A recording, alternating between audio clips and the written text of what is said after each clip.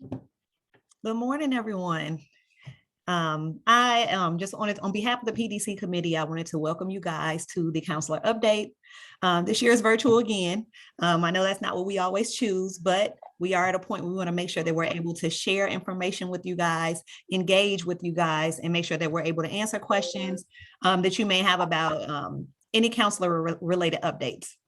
We have a really great lineup for you guys and some great information that'll cover the IDOE updates, a panel discussion with many admission reps, as well as some time to chat with fellow counselors and just discuss some of those hot topics that we have. In terms of housekeeping, please make sure that you mute your computers and that you utilize the chat for any questions or concerns that you have. And again, just to make sure we are sticking with our time and being mindful of you guys' time, I want to go ahead and get us started. And to introduce our first speaker. Our first speaker is Michelle Clark. She is the Assistant Director of College and Career Engagement for the Indiana Department of Education. And she will be providing us with a graduation pathway update, as well as some SAT information. So Michelle, I am going to turn it on over to you so we can get started. Awesome, thank you. Can you guys hear me okay? Okay, good. I have my AirPods on and it's a new thing for me to connect to my computer, so I get nervous. It's better than like my headset. But anyways, today I'm going to give you guys kind of a brief presentation and update on the SAT and graduation pathways and sort of how they work together, because there is a lot of confusion now that the SAT is becoming the accountability test for the state. So I'm just going to update you on that. I'm going to share my screen. Let's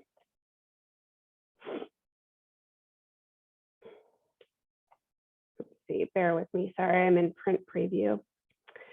All right.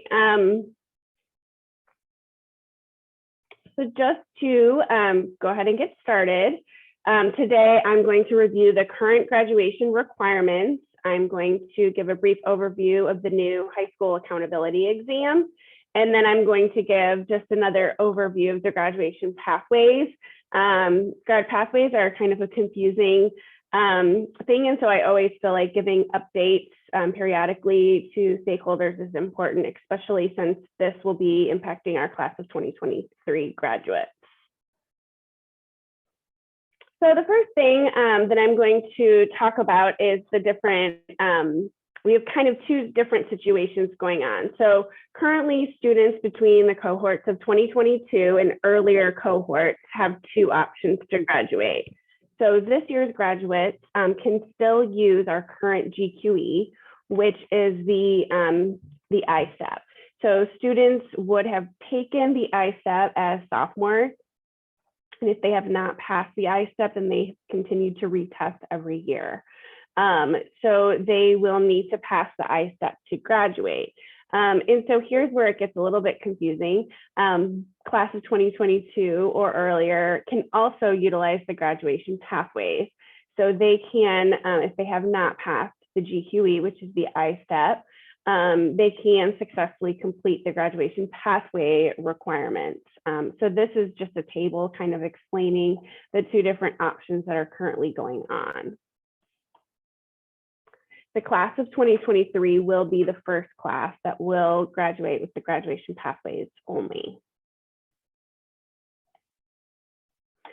So just a little bit about the ISTEP. So that is the current graduation requirement. This is the last class that has that option.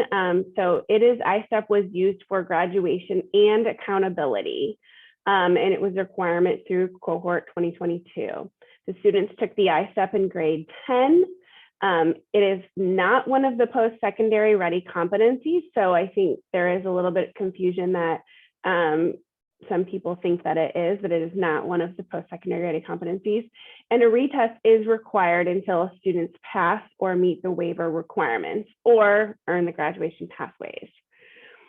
Moving forward, starting with this year's juniors, the class of 2023, they will take the SAT as the accountability assessment. This assessment will be given in grade 11. It is one of the post-secondary ready competencies. So as I review the graduation pathways, I'll kind of explain how they can work with one another. And there will not be retest opportunities required or offered by the state. It is merely being offered as an accountability test. So it does not necessarily have bearing on the student's graduation from high school. With that being said, though, like I said, it is one of the post-secondary ready competencies. So it can be used for graduation, but it's not the only option for graduation. The students will take the SAT, even if they've already taken the SAT, even if they are not intending to take the SAT for post-high school, even if their college of choice doesn't necessarily, like it's test score optional, like they still have to take the SAT. So all students in grade 11 will be taking it as an accountability option or accountability test. There are no retests, so it's kind of a one-time deal. So now I'm going to brief you on the graduation pathways and then talk about how these intersect with the SAT, the accountability test given to juniors.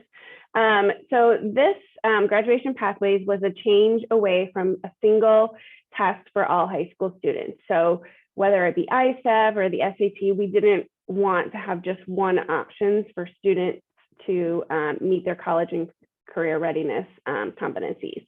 So now students have different options on how they can demonstrate their skill and abilities to obtain a diploma.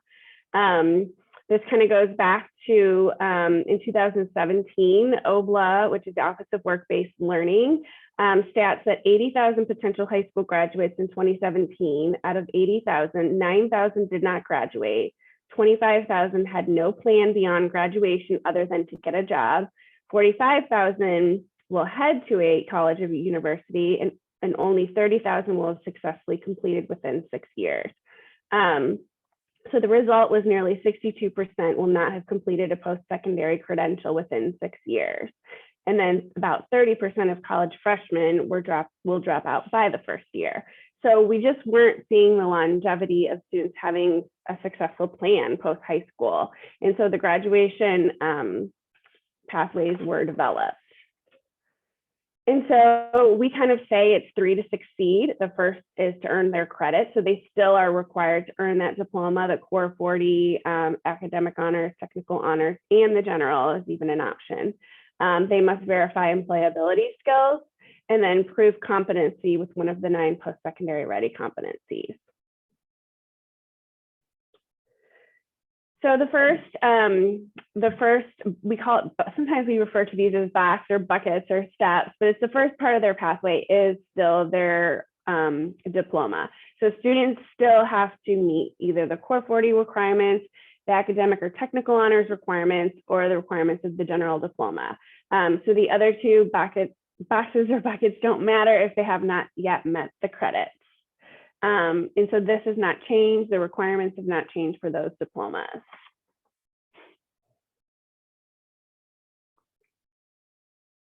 The next step is for students to demonstrate that they have developed employability skills.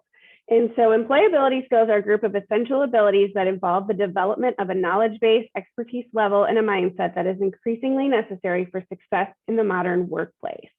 So Indiana Department of Ed, along with Indiana Department of Workforce Development, have developed a list of 18 employability skills that are critical for students' future success.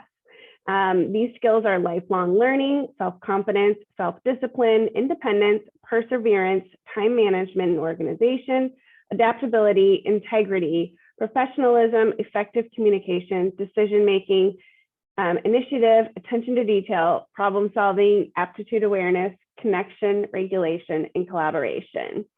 I do have a link. Oh, there it is. So I will share this, presentation for all of you so that you have these links available to you. But this is a poster that can be printed and you can share with these employability skills.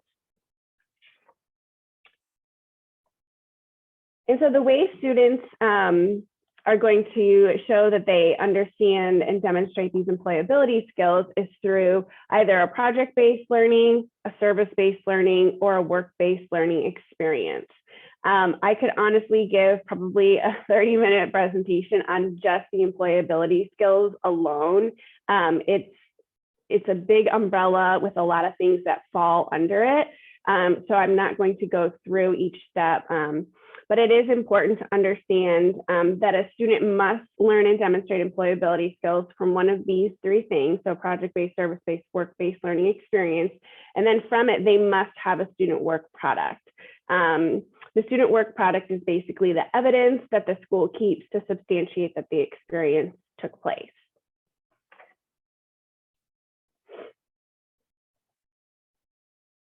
These are just some examples of experiences that a student might participate in to learn and demonstrate the employability skills requirement. So there are some courses that would meet that requirement. Students can earn through part-time employment, school-based enterprises like a school store, apprenticeships, going out into the community and collaborating through internships, career and technical student organizations, athletics and extracurriculars, and then after school programs, for example, like marching band. So all of those things that students participate in can possibly meet that employability skills requirement. And again, I could talk about the employability skills requirement for a long time, but you know, just in that brief presentation, just understanding that it's basically those three, project-based, learning-based, and service-based learning. Post-secondary ready competencies. So now we get to box or bucket 3, and that would be that students must complete at least one of the following. So the first one would be the honors diploma, the ACT, the SAT, the ASVAB, industry certification, apprenticeship, a CTE concentrator, an AP IB dual credit, Cambridge or CLEP course, and a locally created pathway. So students must complete one of these 9.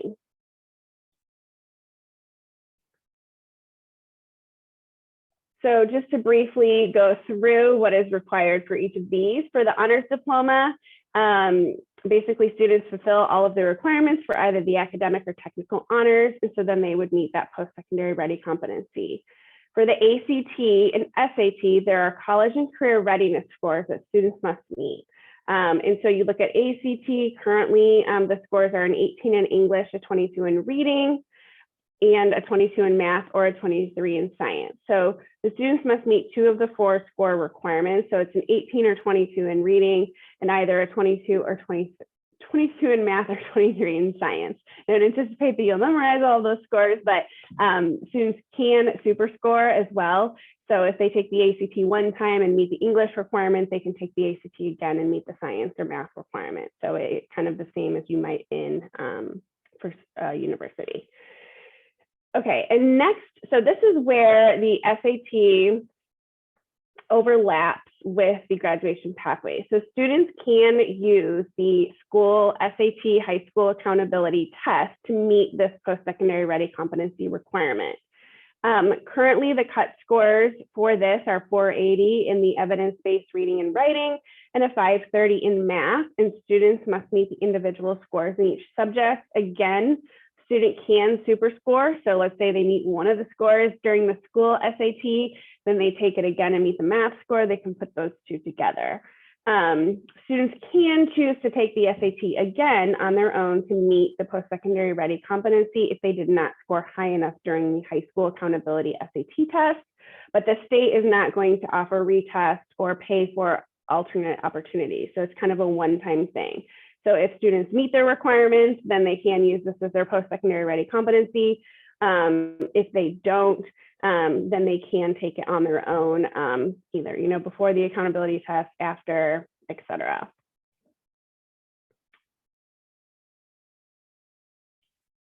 Some other options: the students can take the ASVAB if they're interested in the military and learn at least a minimum AFQT score to qualify for placement in one of the branches. So the minimum score is currently a 31.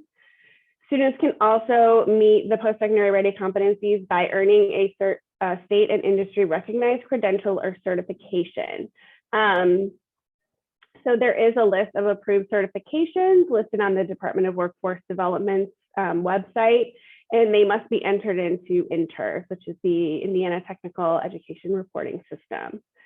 Students can work through a federally recognized apprenticeship, and the list of federally recognized apprenticeships is also posted on, it's actually DWD's website. Our website is going through migration, so I probably would not look there currently. Oops, I fast forwarded through CTE, but students can earn a career technical education concentrator. Students must earn a C average in at least 2 non-duplicative advanced courses within a particular program or program of study. The Office of CTE resides with the Governor's Workforce Cabinet, and they are looking at, they're implementing the next level programs of study, which is even more, how can I explain this? So it's basically programs within the particular programs of study of certain occupations that they can actually connect to post-secondary ready or post-secondary opportunities through Ivy Tech or Vincennes. So you will note those changes, but that is all through the Governor's Workforce Cabinet. And then the last, I'm sorry, that's not the last, but students can use AP, IB, dual credit, Cambridge International courses, or CLEP exams to meet the post-secondary ready competency. So they must earn a C average or higher in at least 3 courses. Students must sit for the AP, IB exams, but there is no cut score. So they have to sit for the exam, but they actually don't have to meet any requirements. Students can use CLEP exams, but they have to earn a 50 or higher. If a student is taking the AP, IB, or dual credit courses to meet the post-secondary ready competency, they must meet that one of the 3 courses must be in a core content area. So you can look at the list of that on the core transfer library, or all 3 courses must be part of a defined CTE sequence. And those are based on the Indiana College and Career Pathways, and they must correspond with the CTE dual credit crosswalk.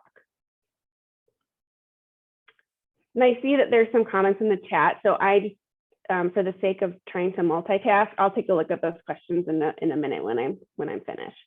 So the locally created pathways, this is the last post-secondary ready competency. This is developed in accordance with the framework adopted by the state board of ed and is approved by state board. Currently, the board has approved 3 locally created pathways. Actually, I lied. It's actually 4. They just approved 1 more. And then to help and clarify and simplify the components of each LCP, state board and IDOE have developed guidance for school districts to follow.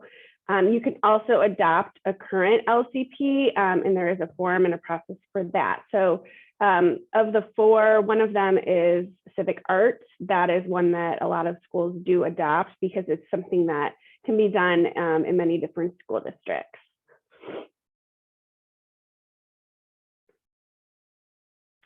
So tracking. Let's talk about how you can track this. So credits can be listed on the student's transcript. You can learn and demonstrate employability skills through a student work product. And then post-secondary ready competencies would be shown on a student's transcript, test scores, or certification score report. How schools track that is different through local school districts. So some are doing it in their FIS, some are keeping paper track. There's just various ways. Some are just old school like file folder. There's no correct way, but currently schools have local control of how they're going to house that information and track it. Hopefully at some point there may be a statewide implementation of what that looks like. Just some more resources for you. Like I said, I'll put this in the chat. There is a graduation pathways infographic, which is on the right, which is great to display. A graduation pathways infographic in Spanish, a sample graduation pathways checklist, and then our Indiana's transition to the SAT kind of FAQ on a flyer. And then I also listed some contacts. So again, Michelle Clark, I am the Assistant Director of College and Career Engagement. I also have done this presentation with Andrew Jones. He's our Senior Assessment Specialist. So if I sound a little nervous, it's because usually I have seen Andrew with me talking, speaking directly to the assessment piece. That's not necessarily my wheelhouse. So if you have specific assessment questions, he's a great person to ask. And then we also have a new team member, Flora Jones. She is our new Director of Student Pathways, and she will be taking on a lot of the work with the graduation pathways, and she also has an assistant director under her. So I encourage you to connect with Flora if you have additional questions on graduation pathways.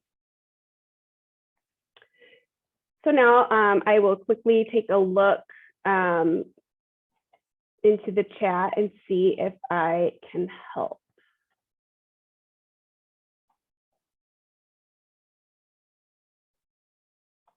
Okay, so there was a question about what percentage of juniors must take the SAT in order to meet state accountability. And so that's a question that is probably going to be best answered by Andrew or the accountability team. Can completion of a resume cover? Okay, so someone asked, can completion of a resume cover the requirement for bucket 2? So the completion of the resume would be a work product, but it wouldn't just be a standalone, it wouldn't be standalone of what a student would do to meet the employability skills. So I highly recommend, and it looks like below someone linked it, thank you, Kim, but the Graduation Pathways Policy Guidance is a great resource. Now I know it's like 52 pages long, but that is where I get most of my information. It's all been approved via state board. The Graduation Pathways team and I and GWC, we probably will be updating that document soon just with all of the changes. But that's the place to go right now for resources. And so like Kim said, there are some courses that can count for bucket 2 if they're done correctly. But the resume would be the sample work product, but it would not be just standalone a meeting of the graduation pathways. For grad pathways waiver, what constitutes as an attempt for an academic honors diploma? So it is not spelled out in the policy guidance. Basically, that would be determined at the local school level of what that looks like. So it could be that everybody, if everybody starts on an academic honors in their graduation plan and then falls short of a course or a foreign language or something, that might mean that they attempted the academic honors diploma. Basically, the policy guidance does like a good faith effort at the attempt for post-secondary readiness competency. So I think that's all the questions in the chat. If anyone has additional questions, feel free to put them in the chat, or I don't know if Katisha, if you want them to unmute, but I'm happy to answer questions and help. And if you want to send me an email, you're more than welcome to. If it's assessment specific though, I would reach out to Andrew because I'll probably have to reach out to him anyway. And if it's grad pathway specific, I would definitely reach out to Flora. And if it's school counseling specific, that's me. Well, it looks like they asked most of the questions here in the chat, but if anybody does, we have just a few minutes. If anyone does have a question and would feel more comfortable unmuting, you can do so at this time. But again, thank you so much, Michelle, for joining in with us and giving us your information. If people do not know who Michelle Clark is, it's important that you do know her. She has a wealth of information, not only for just high school counselors, but also even admissions counselors as well. And she already provided her contact information, but if you can drop it in the chat as well, so they can have it like an email. So if anyone does have any additional questions that they may have after this, then they can do that as well. Yeah, so, I will drop my contact information, and then I will also drop the slide deck, so you can click on the live links within the slide deck to get more information. So thanks for having me. Thank you so much, Michelle. Again, great information. Again, if you have not been hearing from her, I know she sends out an email as well with Counselor Talk. So if you don't know what Counselor Talk is, that's also some information that you can ask her about, where we really disperse a lot of high school counselor information. So if you're not on there, that's a good place to be as well. So thank you so much, Michelle. And now we are going to go ahead and transition over to the admissions panel. We currently have 16 institutions who will be providing us with a 3-minute update. And at the end, we'll cover some of those questions. I know that when you registered, you had a couple of questions as well. So if time permits, we will be able to cover some of those questions as well. Not all institutions were able to participate in this panel because, again, we want to be mindful of time and not have a lot of Zoom fatigue. So those who were not able to participate in this panel, we also have a Google Drive that was created. All INACAC members, institutions were able to offer information and updated admissions information that they would put into this folder. So we're going to drop that link now into the folder. Into the chat so that you can access the additional admissions rep information as well. So again, thank you to any other admissions reps who are on here who are going to participate in this panel, as well as anyone who has updated information in the folder as well. So I am going to jump right on in to the panel. So this will give us a couple more minutes for questions at the end of this panel as well. Our first university that is up is Ball State. I am going to turn it on over to Lindsay. All right. Good morning. Can you all hear me okay? Yes. Good. Okay. Perfect. All right. I am setting my timer because I am limited to 3 minutes, and I promise you I will stick to my 3 minutes. So my name is Lindsay Spear, and I serve as the director of undergrad admissions at Ball State. And I'm thrilled to let you all know that we are alive and well, just as I hope all of you are too. The energy is back on campus. Our students are back, and we are thrilled to welcome students to our campus and visits. So a couple of quick updates for you. We are open. We do have regular visits Monday through Friday, as well as on Saturdays. There are a plethora of opportunities, all highlighted on our website. So anytime a student is wanting to come to the university, encourage them to look online. They can schedule something. They can schedule an individual appointment with an area of interest in terms of a major. They can meet with their admissions rep and learn more about that. They can meet with financial aid. They can meet with a current Ball State student. They can take a self-guided tour. They can take a virtual tour. They can do virtual appointments. The list goes on and on. I think we've all learned that we can do in person and we can also do virtual now. So we are providing those opportunities to our students, whether they are a junior, a senior, or you're wanting to bring a group to campus. We also have group visits taking place again. So we encourage you, please, please, please come see us. Or if you want to come see us, we welcome you too. We are still test optional, and we will continue to be test optional. This means that we do not require scores for a student to apply to the university. We have a test optional page on our website that gives information as to why you wouldn't submit scores to us. This is also where I encourage that student to reach out to their admissions rep at Ball State.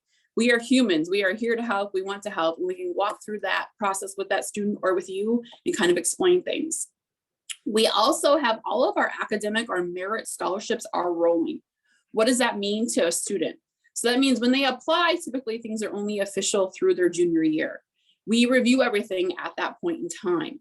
If their grades or scores go up after 7th semester or 8th semesters through their senior year, we can re-review them for merit scholarships. So I always tell a student, submit new information to us, whether that's an updated transcript, it has to be official and semester, or whether it be test scores. We can continually look at them and award a new scholarship if they're eligible for that.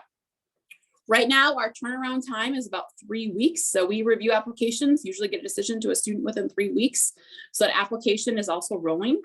I tell any student, once they apply, watch their email, because we're actually going to send them information about a portal system, kind of a one-stop shop where they can find all of the next steps. Where is their application in the process? What information do they need to submit to us?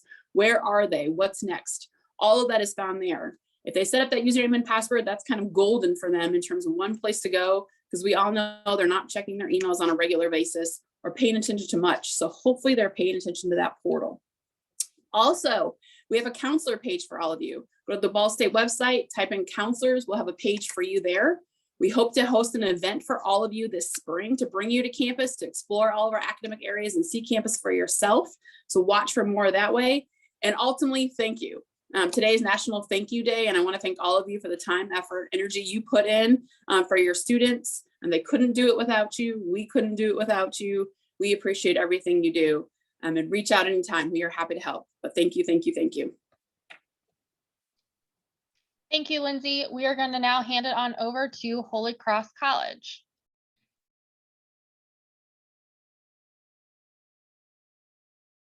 I'm here. Oh, can you hear me now? Perfect. Nice to meet you all. My name is Dulce Macias. I am an admissions counselor and scholarship program coordinator here at Holy Cross College. The first update we would like to give you is that Holy Cross College is now essay and test optional. Students can apply through the Common App or on our own application called Scholars to Saints. We have in-person visit opportunities Monday through Saturday with availability for Spanish info sessions and tours available if a family requests it, as well as a website on our page with Spanish resources.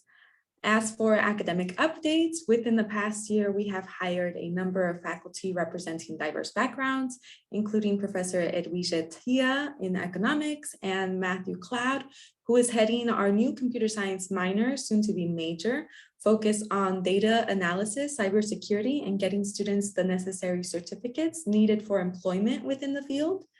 For students interested in engineering, pre-med, neuroscience, and economics, we have the Driscoll Scholars Program, which is a 2+3 years degrees program with our neighboring institution, the University of Notre Dame, designed particularly for students underrepresented in these fields and who would benefit from the extra personalized and small classroom environment of Holy Cross College. New partnerships have been signed for 3+1 graduate pathways with the University of Notre Dame, where students receive their bachelor's from Holy Cross College in 3 years and their master's from Notre Dame in 1 year. A select number of seats are guaranteed to Holy Cross students for specific graduate programs within the Mendoza College of Business and the College of Science. The Office of the Provost will identify students for these seats as early as the first year admissions process.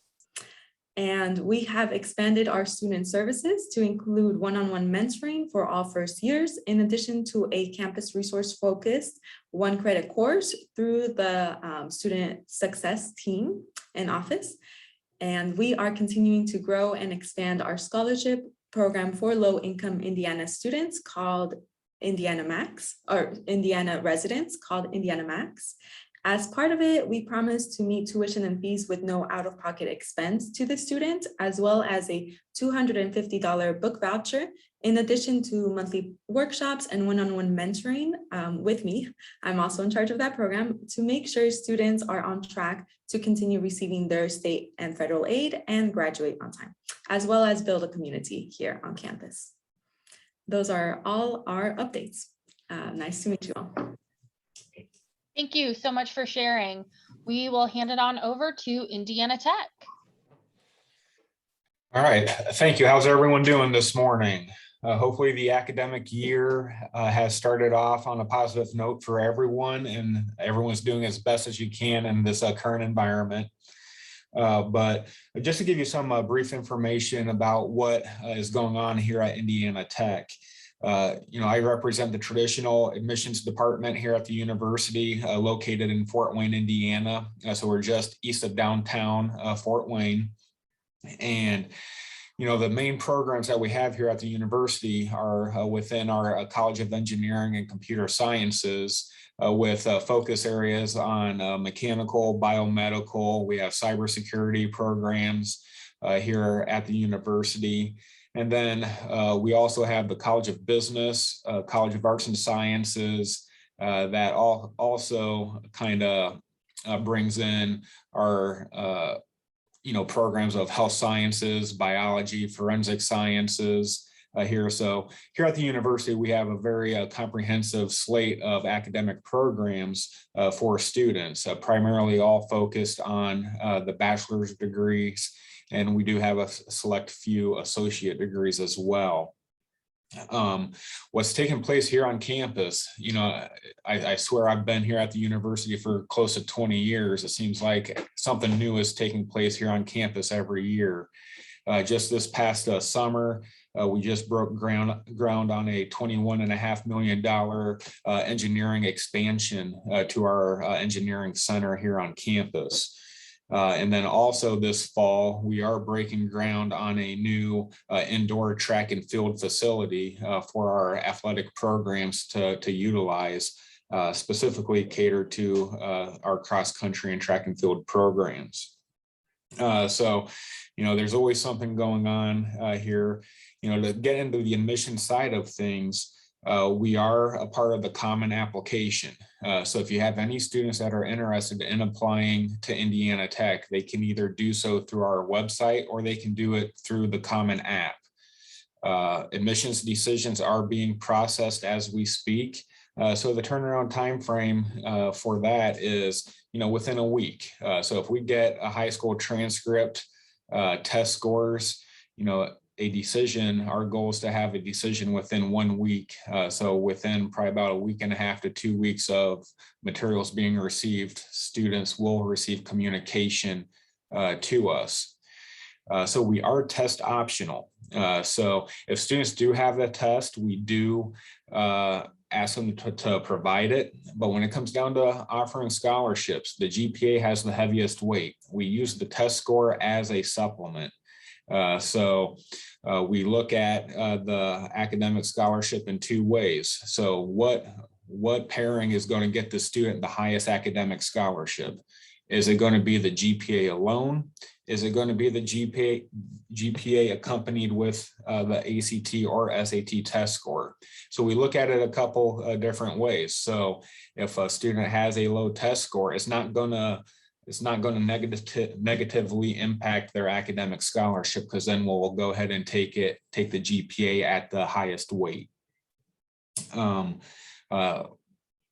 We've been in person here, academically and for campus visits and events. So we have those available Monday through Friday, 9:30, 1 o'clock in the afternoon.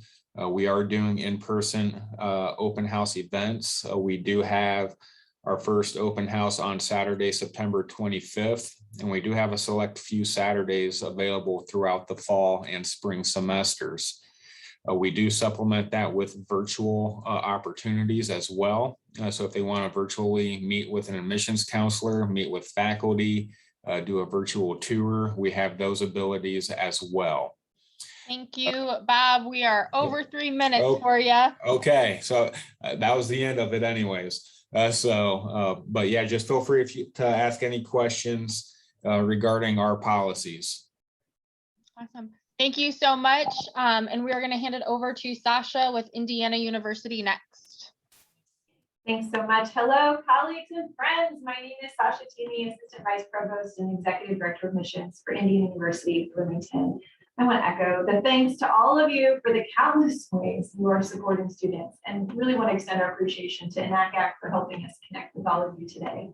This fall, we were thrilled to welcome our largest class ever, over 9,400 new beginners, over 5,000 of whom were Indiana residents. We're now approaching our 4th week of classes on the Bloomington campus, and the students and the community are working together to enjoy a much more traditional experience. We're hosting visitors on campus in all the traditional ways, but know that we'll continue to leverage virtual opportunities throughout the year.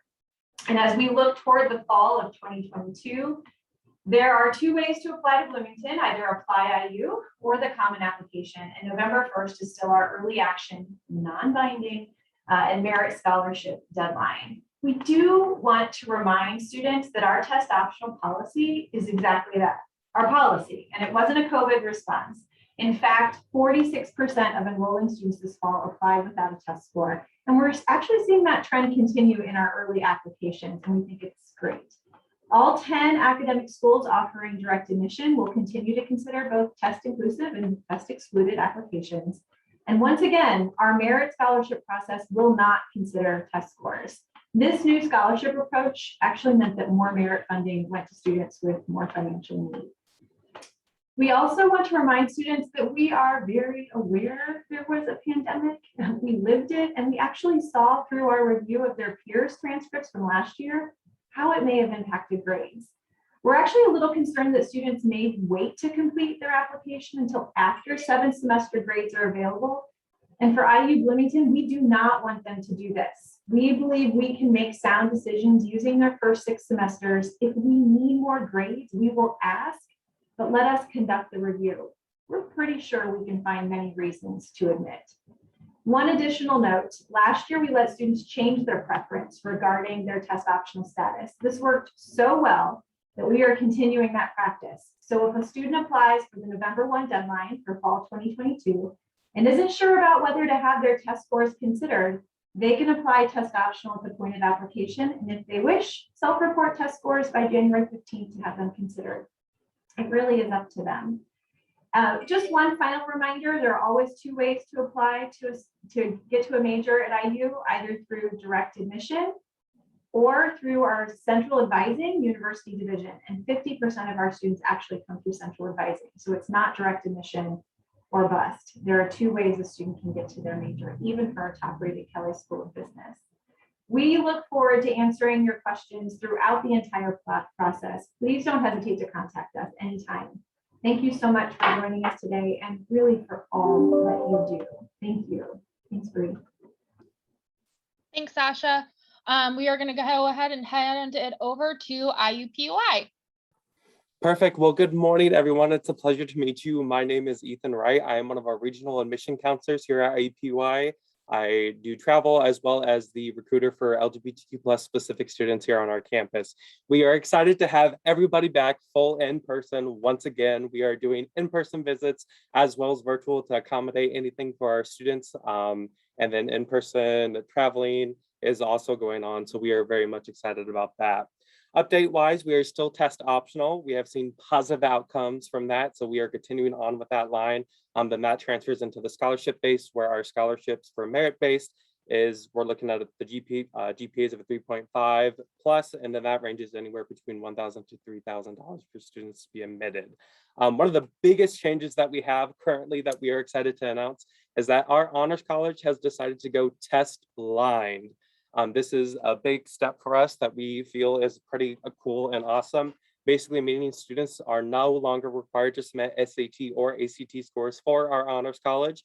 All they have to do is meet the GPA requirement and then submit a sample work that they have done within school to us, whether that be a paper, a project that they've done, an essay, anything along those lines, as long as it has been a piece of work that they have done by themselves. We are also extremely excited to announce a couple of our new majors on campus. 2 major ones that we're looking at is our BA and BS in artificial intelligence. So that's definitely a big up and coming field that we're looking into, and we're excited to have our students on campus start that program. We also have our BS in cybersecurity through our engineering school, which is also very exciting. And then our Kelley School of Business has decided to also have 2 new co-majors within real estate and international studies. And we're super pumped and ready to have our students be able to have that international opportunity with our representation here at IUPUI. One last thing that we have is that our Innovation Hall, which is our newest building on campus, has been officially open. It is one of our biggest mergers that we have on campus that includes our School of Engineering, our Informatics School, and our School of Science for our students to kind of go in, work on new laboratories, new projects, and a lot of research things. We are super excited. We are ready for students to come here, and we're ready for you to visit and have a great time with us here at IUPUI.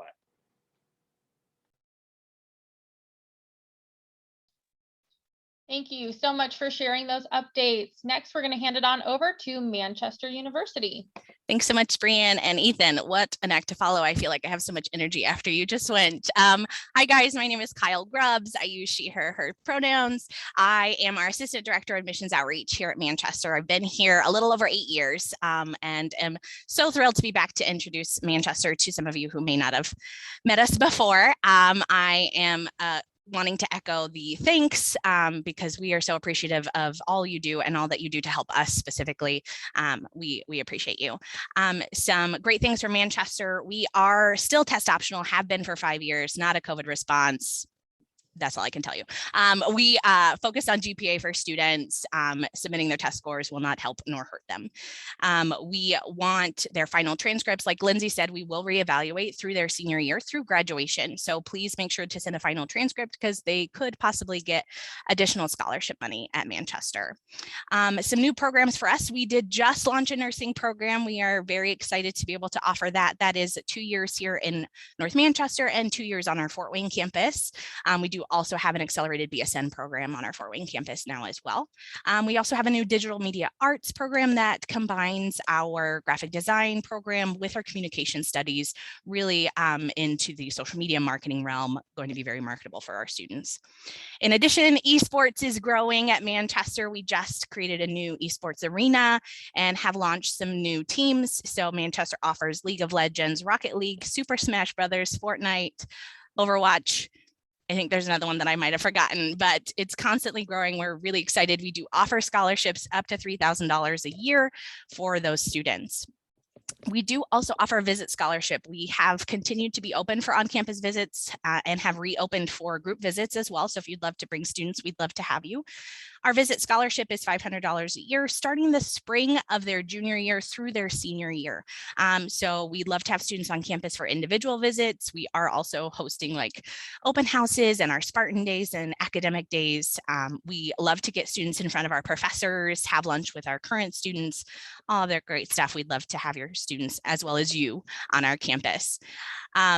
Also, a few special programs at Manchester. We have a few kind of dual degrees. So our students are able to get a PharmD and a Master's of Pharmacogenomics together in the 4 years that they're on the Fort Wayne campus. We have a 3+2 Masters of Athletic Training and a 3+1 Masters of Accountancy at Manchester. So we are about getting the most bang for your buck and a couple degrees at once. We are also investing in our students through our tuition bridge program for students who are Pell eligible and have a parent AGI of $65,000 or less. We are committed to full tuition to them for 4 years. And another thing, we also have success advisors on campus that are professional staff members that each student has all 4 years. They have one assigned to them. So it's their go-to person to be support to them through their 4 years at Manchester. Always happy to communicate with you. Please don't hesitate to send any questions to us. We love to hear from you via email, call, or feel free to text us. Thank you so much.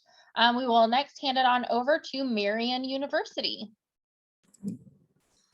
Hello, everyone. My name is Ashley Hardy, and I am the Director of Undergraduate Admission at Marian University here in Indianapolis, Indiana. We're a small private Catholic liberal arts school serving about 3,700 students. We began this academic year by welcoming our largest incoming freshman class, and our most popular majors among those students were biology, nursing, elementary education, management, and exercise science. However, we did see some students in our new academic majors, so theater, social work, computer science, and logistics and supply chain management.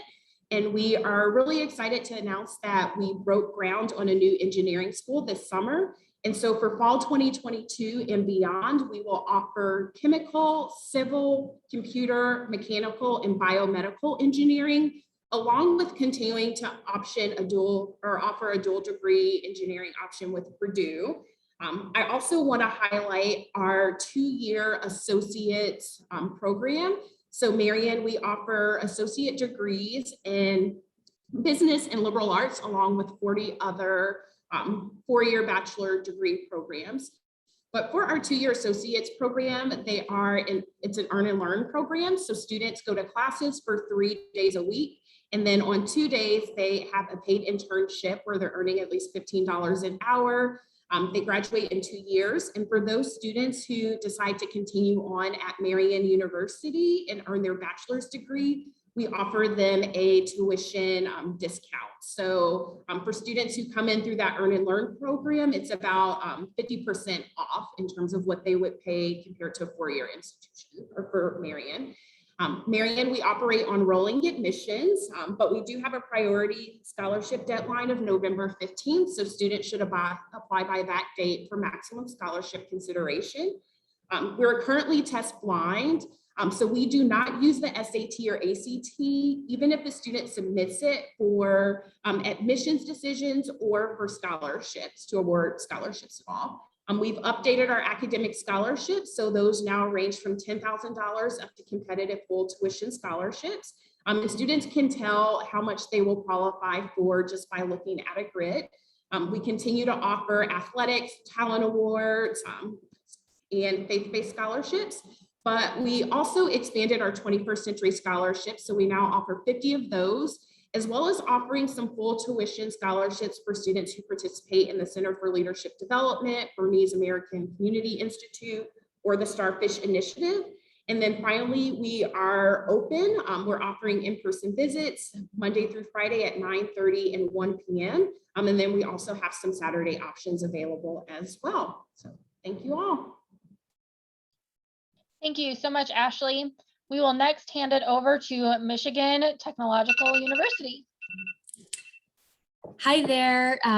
Thank you so much for your time today. I really appreciate it. My name is Lauren Flanagan, and I am your dedicated admissions rep with Michigan Tech. I'm thrilled to be back with all of you Hoosiers, as Indiana is my home state, and I got my admissions start almost 20 years ago at Manchester. Go Spartans. I'd like to give a broad overview real quick, since many of you may not be familiar with Michigan Tech.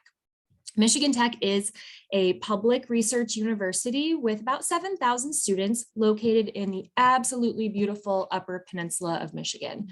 We are well worth the drive for world-class labs, the best in the Midwest, if we do say so ourselves. Early and frequent access to high-level research like NASA space research and automotive AI technology. And free skiing on our very own ski hill. So it's quite the adventure in the UP. About half of our students are studying engineering or computing. So we're very STEM heavy, but we do offer over 125 degree programs, including those in arts and humanities, business, forestry, health professions, and others. Each and every Michigan Tech student graduates with a resume of actual experience, from co-ops and internships to industry-sponsored project teams. It's one reason we bring more than 400 companies to campus each year to recruit, and part of what leads to 93% of our grads employed in their chosen field, with the 15th highest starting salaries in the nation. So average starting salary of our grads is about $67,000 per year, not too bad.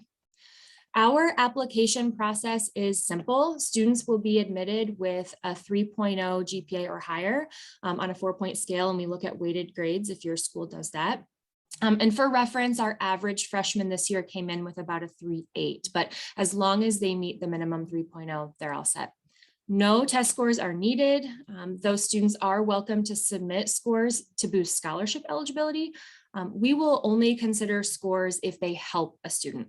And so we have the scholarship, kind of like Indiana Tech, where, we'll do GPA only for scholarships, but if the SAT or ACT boosts them up, then we'll go with that too. So pretty flexible. Application's always free. We don't have an essay or a letter of recommendation required, and we do offer rolling admissions with decisions sent within 2 to 3 weeks. So if you have bright students looking for a tight-knit residential campus with loads of opportunities to learn by doing, check out Michigan Tech. We're open for campus tours. We're also doing a ton of virtual events. So we'd love to see your students. We do also offer teacher and counselor visits as well, where we cover some lodging for you. So come on up to the UP and take a look. Reach out to me anytime. I'd love to help. I'll throw my contact info in the chat, and I look forward to working with you. Thanks so much. Thank you, Lauren. We will next hand it over to Northern Michigan. Hi, everyone. My name is Erica Greeley. I am the person at our university who works with our students from Indiana. Just really quickly, Northern is also located in the Upper Peninsula of Michigan. We're in Marquette, so it's a town of about 20,000 people. We're right on the shores of Lake Superior. It's a town of about 20,000 people. So a lot of our students really love the outdoors, but they do not have to in order to thrive up here. So just really quickly, we're a mid-sized institution, so we're about 7,600 students. And then some of our top programs include nursing, art and design, sports science is really popular, construction management, environmental programs, partly because of where we're located, and medicinal plant chemistry is one of our most popular programs. Just recently, we've added indoor agriculture, which complements medicinal plant chemistry really nicely. We also have a forensic anthropology concentration where students can actually work with our forensic research outdoor station or FROST program, where they can study human decomposition in a cold weather climate. So very hands-on learning overall. We've also added some business programs as well as theater and dance recently as well. Just really quickly, this is going to be a great resource for our counselors. You can go here and find most everything that we're going to talk about today, but a great place to start. So as far as our application and admission requirements go, we have had some changes recently. So in order to apply, we look for the NMU application, an application fee or fee waiver, and then official transcript. So no essays, no letters of recommendation, and we are test blind. So I know a few of us have talked about this already, but that means that we're not going to use a test score when we make an admission or a scholarship decision. To be admitted, we're pretty transparent about this. We need at least a 2.25 high school GPA. For students who might fall below that, we do have some conditional admission options. But as you know, in the past several years, as we've been preparing to go test blind, the research has shown us that 2.25 GPA is that benchmark that shows us students can be successful in a college environment. Now, if a student's interested in our honors program or maybe direct admission to nursing or some of our scholarship opportunities, those GPA requirements will be different. We do operate on rolling admissions, so we are accepting applications now. Now, just really briefly, we are the second most affordable public institution in our state, and I will just mention that this includes the cost of a laptop as well. And part of the reason we're so affordable are the merit-based awards that we award our students at the time of application. So these merit scholarships here are automatic. And if a student were to move up a bracket for their GPA, we would update their scholarship up until they start their classes at Northern based on an official transcript. We do have a presidential scholars competition with awards ranging from $1,000 to a full ride. We are accepting applications for this now. Students need to be admitted with a 3.5 or higher. There is an on-campus competition component for this. So my name's Erica Greeley. Thank you, as everyone has said, for everything you do. Our students would be able to get through this without you. So if there's anything I can do to support you, please let me know. Thank you so much, Erica. We will next hand it over to Purdue. Hi all, I'm Angie Huffman with some info on Purdue U for 2022. Let's start with the application process. Our priority application deadline is November 1st. It is imperative for students to meet this deadline if they want to be considered for merit scholarships, to apply to the Honors College, and of course, especially for our competitive majors, which are flight, engineering, computer science, and nursing. It is also the hard deadline for vet nursing. We continue to encourage self-reporting of test scores and courses and grades. If self-reporting, we do not need to receive an official transcript or test score report in order to complete an application. Students apply directly to a major at Purdue and are able to list their first choice major along with a second choice major. If reviewed and not admitted to that first choice major, we will review for the second choice major. If not admitted to a student's first or second choice major, we may offer admission to our exploratory studies program, which is our undecided program. We are test flexible again for this cycle. Test flexible means that we would prefer students provide a test score with their application. However, if unable to take a test, can send their application without and be reviewed holistically, same as those with test scores. We are not able to counsel a student whether or not to submit a test score because we are test flexible and want to see a test score if possible. However, we can provide our class profile, academic information, middle 50% numbers.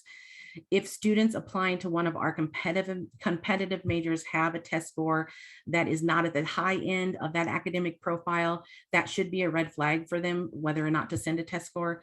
If a student is applying to one of our non-competitive majors and maybe falls below the 50% academic information, that may be a red flag for them with regard to sending test scores or not. We remain holistic in review, so we will look and consider everything included on an application. And let's now talk briefly about campus. Things are bustling. We have 2 new residence halls on campus, as well as some really cool leased apartment space to help accommodate our large class this year. We have and are hiring additional staff and faculty to make sure our students are supported and have that road to success, and have converted some interesting places on campus to use for academic space, like one of our former churches that's now serving as a cool lecture hall. It's a great time to be at Purdue with incredible and cool research across disciplines and available to our students. Innovation and ingenuity abounds, and strong community and school spirit flows through campus. Thank you all for all you do and your time today. Boiler up. Thanks, Angie. We will next hand it over to St. Mary's. Hello, colleagues and friends. My name is Sarah Gallagher Dvorak, and I am the Director of Admission up here at St. Mary's College in South Bend, Indiana. I'm just going to give you some updates on some kind of cooler things and new things happening here on campus. We are, if you don't know us very well, we are a women's college. We are part of the tri-campus community with Notre Dame and Holy Cross. We've just recently been ranked once again as one of the top national liberal, I'm having a hard time speaking today, arts colleges by US News and World Report, and one of the top 50 best value schools as well by US News and World Report. We have 1,600 undergraduates on campus, and we are a women's college. Some new things. We have a new Center for Integrative Healthcare Education here at St. Mary's, which is incredibly cool. We have finished already the kind of first round of renovations and construction on that. So we already have students in there. The nursing program has now moved in there. Nursing was also highly ranked. Once again, we're in the top 25% of nursing programs in the country. So very well known for our nursing programs, known for our health science education. So eventually we're going to have our speech language pathology, autism studies, nursing, and social work all in this brand new building, Center for Integrative Healthcare Education. We also have some new 4+1 programs. We offer 4+1 programs for speech language pathology at St. Mary's, for data sciences, and for autism studies. So students interested in going in those fields can get a bachelor's and master's degree in 5 years. We also have our 4+1 engineering program with the University of Notre Dame. So students can come to St. Mary's, take classes at both institutions, and ultimately earn 2 bachelor's degrees in 5 years, one from us and one from Notre Dame. We have a brand new division for inclusion and equity here at St. Mary's. Within that division, we have a number of offices and resources for students. We have our Office of Multicultural and International Student Services. We have the Women's Entrepreneurship Institute, the Office for Student Equity, and then our LGBTQ+ Center as well. So it's having all of those under one umbrella with staff really there specifically focused on all of those areas for inclusion and equity, I think is going to be incredibly beneficial for all of our students. We have 100% of our students are completing undergraduate research on campus. So that's something, really, really important. From a women's college perspective, which I know is not always easy for you guys to sell. I am an alum of St. Mary's. I can tell you we really have the best of both worlds. You have a very empowering, very confidence building environment here at St. Mary's, but you have what Holy Cross and Notre Dame can also offer across the street. So socially, everything's together, clubs, organizations together. Our students are in the student sections of football games, all of that. Talk a little bit about the application process. We have both early decision and regular decision here at St. Mary's. The ED deadline is November 15th and regular deadline is February 15th. 100% of our students are earning merit-based scholarships. This year, they range from $15,000 to $30,000 a year. We are planning right now to provide more in merit for the coming years, so those numbers will probably go up in terms of the ranges. Lilly Grant here at St. Mary's covers tuition, room and board, and fees. So all of that is covered for students who are Lilly Grant recipients. And then 21st Century Scholars, nearly 100% of our students who are 21st Century Scholars are receiving 100% of tuition and fees covered here. So it's important to note. Once again, are test optional. We have been for many years. Students can also self-report their test scores if they want them to be considered in the process. Very much a holistic review here at St. Mary's. So that's something that I think it's important for all of you to know. We will begin sending decisions in mid-October. So let your students know that. That's when the process will begin for decisions. And then visits, we are back to pretty much normal here on campus. So we do have senior preview days that are on September 20th, and then one in October and one in November for seniors specifically, and they can come to class, come to campus, shadow a student, go to class. It's a really cool event. And then there are multiple other events and ways for students to visit. Thank We will you also so be on much, virtual. Sarah, Thank for you. over 3 minutes. We will move on next to Trine. Hello, everyone. My name is Maddie Long, and I'm the Assistant Director of Admission here at Trine University. If you are unfamiliar with Trine, we are a small private four-year institution in the very northeast corner of Indiana in Angola. So I will be sharing what's new at Trine U with you this fall. So we welcome back all of our students this fall in a very traditional manner.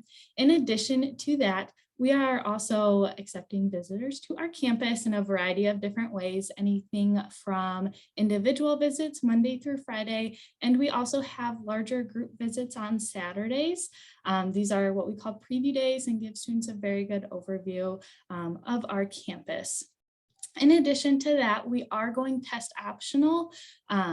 If a student does submit test scores or they are already listed on their high school transcript, we will only utilize them if they benefit the student. So if they are better off going and utilizing only their GPA, we make that decision for them. So it can never hurt a student to submit that. In addition, we do have higher scholarships than our merit-based awards that students are invited to, and our test optional students are eligible for those as well, depending on the classes that they've taken in high school regarding dual enrollment classes, AP and honors. So we really dive deep into a student's high school transcript and what they have done while they are in school. We also review scholarship upgrades until May 1st of their senior year. So we always tell students to submit their 7th semester grades. We will never ever take money away from a student. We only utilize it to upgrade a student in that regard. We also added quite a few new programs this last year, in addition to building a wing onto our engineering school to accommodate more computer science and information technology lab space. We added an actuarial science major, as well as a graduate program for speech, language, and pathology. And that is pretty much everything that is new at Trine U. I will leave all of my contact information in the chat if any of you have any questions. Thank you so much, Maddie. We will now hand it over to University of Evansville. Good morning, everyone. It's great to see so many familiar faces and names on this call today. My name is Kenton Hargis. I'm Director of Admission at the University of Evansville. I'm just going to dive right in with our ACES Opportunity Grant. So we launched the AOG last year for the first time, and that is in essence offering full tuition to students from the state of Indiana who come from a household where the household income is less than $50,000 annually, or they are on free and reduced lunch. And so we are continuing this cycle. As far as process improvements to the application process, we've been test optional for 6 years at the University of Evansville, and so that is continuing on. That was well before COVID for us. We are moving even further down that road because one of you asked if the test optional schools are truly test optional. I would consider us to be truly test optional, and that if a student wants to submit a test score, we will analyze that to see if it increases their scholarship, but it's not required in any sense of the word. Let's see, with last year's grades, I know that that's a concern because students had so many challenges, and we do want to empathize with that. So each application is reviewed by a student's admission counselor from their territory. If we see that challenges came up in their transcripts, specifically last year during the pandemic and even into this year, then the counselor will reach out to that student, try to interview them and talk with them, and really make this a personal, interactive experience. Scholarships are offered to all of our admits at the university. We do have a transparent scholarship grid on our website that any of you can check out. It's under our affordability and aid section. So please take a look at that. Just a couple of updates on that. The scholarships do range from $13,000 to about $30,000. We have add-ons for filing the FAFSA and sending it to UE and also visiting campus. So if a student does an official visit to campus, then we'll offer them $1,000 annually during their time here. If they submit their FAFSA to us, we'll offer them $1,000 annually, and both of those awards stack on top of their initial merit scholarships. We do have some full tuition scholarships available for students who participate in the Center for Leadership Development or the Indiana Latino Institute. For Lilly Scholars, we do offer full tuition, room and board, and we throw in a little carrot to that with a flight to Harlexton, which is our study abroad campus in England. And so we want to make sure that we're recruiting Lilly students to come here. I know almost out of time. We're building a new residence hall that's going to be very nice. Thank you all for what you do for our students and everything you do for the state of Indiana. You're much appreciated. Thank you so much. We will now move on to University of St. Francis. Good morning, everyone. I'm Olivia Cape. I am the Transfer Admissions Coordinator at the University of St. Francis in Fort Wayne, Indiana. Just some new things that we have going on campus life-wise. We have a new men's and women's crew team for rowing associated with our NAI affiliation, and we also have an esports team with a brand new lab. There are scholarship opportunities for both of those teams. Academic-wise, we have several new programs. In our business college, we have a new sports management and financial services degrees that will be starting fall 2022 with many concentrations for them to be able to funnel what they want for their future career. We also have a new digital media management bachelor's degree starting fall 2022. In spring of 22, we have a respiratory therapy associate's degree added to our health sciences school. We also have a new diagnostic medical sonography program that started just this fall. The slot's in full swing. Our Crown Point campus, located in Crown Point, Indiana, has added a new rad tech radiology, surgical tech, and diagnostic medical sonography degree. They have a brand new facility, just cut the ribbon for this fall 2021. We offered students $60,000 to $80,000 in scholarships over the 4 years of their time here at USF. No application is required for the merit scholarship. It is offered upon acceptance, just as a reminder, and they will be re-reviewed once their final grades from high school graduation are released.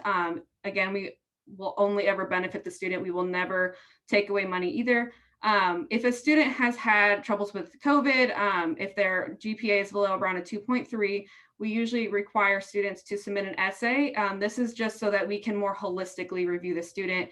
It gives them a chance to explain just their past academic performance, COVID concerns, and just how they plan to improve and succeed at USF. We really try to focus on the holistic student, and that gives us the opportunity to do so. We are test optional. That was put in place for COVID, but it is now a permanent policy. And it is truly test optional. There's no penalty for a student who does not submit a test score.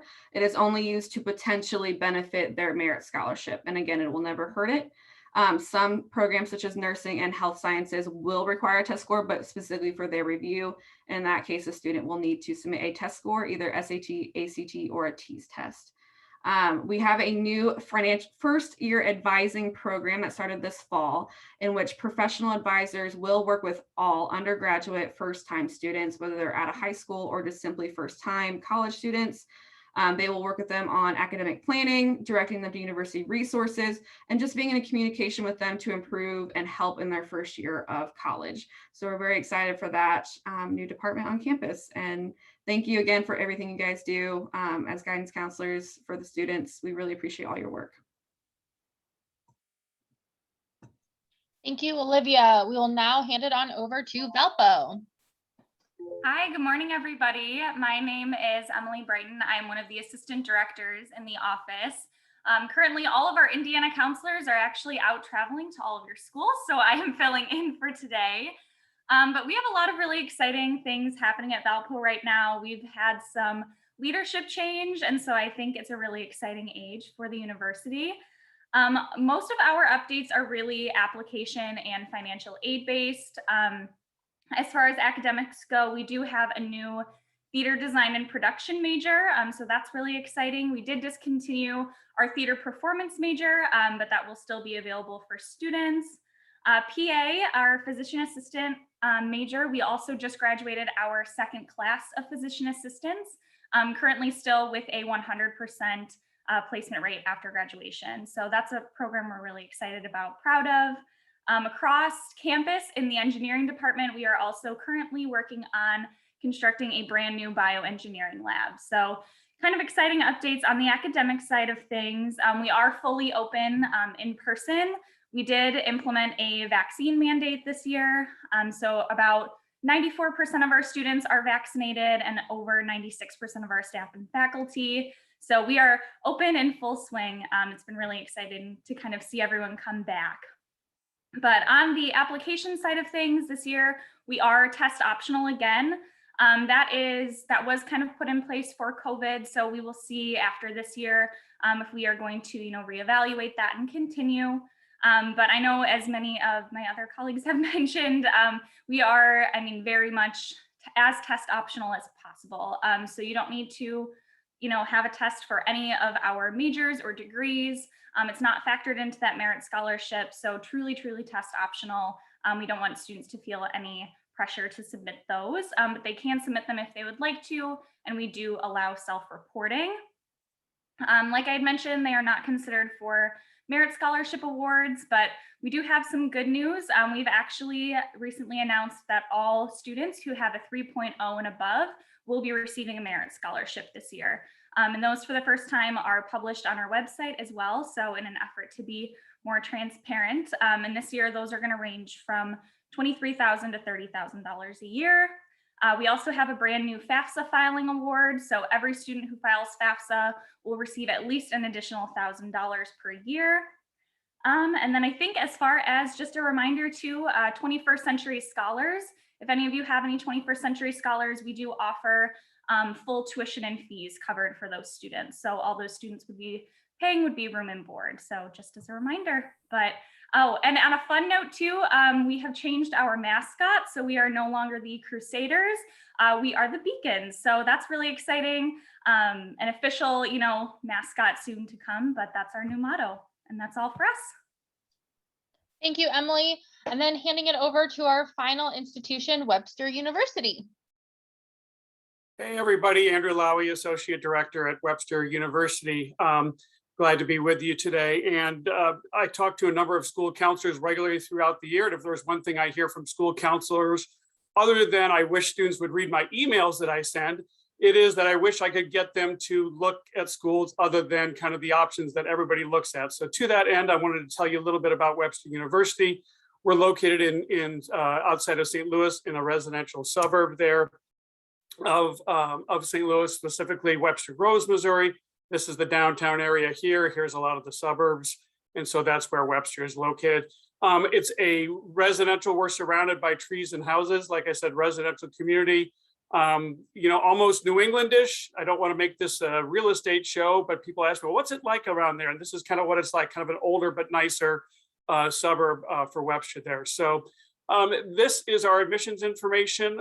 We accept the Common App. We're on rolling admissions. We are also test optional, like a lot of schools. This is our middle 50% criteria here that you can say. Generally speaking, we don't like to go much below a 2.75 if you're looking for a cutoff there. We do have significant programs in art, dance, music, and theater. I'm going to talk a little bit about that. Of course, we are a liberal arts school, but I did want to touch on those because that seems to be something that we really do well and that I think your students would be interested in. So specifically, here's what we're doing in fine arts. It's extremely comprehensive. All of these are actually full-blown degrees that we offer here. Very extensive in art, dance, music, and theater. These are all full-blown majors. We actually have 2 distinct degrees in costuming. We have a wig and makeup program. We have a performance-oriented music. Yes, we offer aerial classes in dance, sculpture, photography. So again, all of these require a separate audition or portfolio review to get in. And then also on the communication side, very comprehensive as well too, film, video, TV production, video game design, script writing, sound recording and engineering, animation, all these things we do. We've been doing them for a long time and we do them really, really well. And since we're a smaller school, the student gets into these majors right away. So also doing extensive stuff with study abroad. Study abroad has been a big component of the Webster experience for a long time. We're usually consistently ranked as one of the top study abroad programs. So we're excited about that. And we want students to study abroad so much, we even pay for their plane ticket to go abroad there. This is our campus housing. There are no group bathrooms anywhere. That really is what our housing looks like. It's not a stock photo. So that is very modern, very comfortable. This is our financial aid and scholarships. I don't have to tell you, but as a private school, we do have quite a bit to offer there in terms of financial aid and scholarships.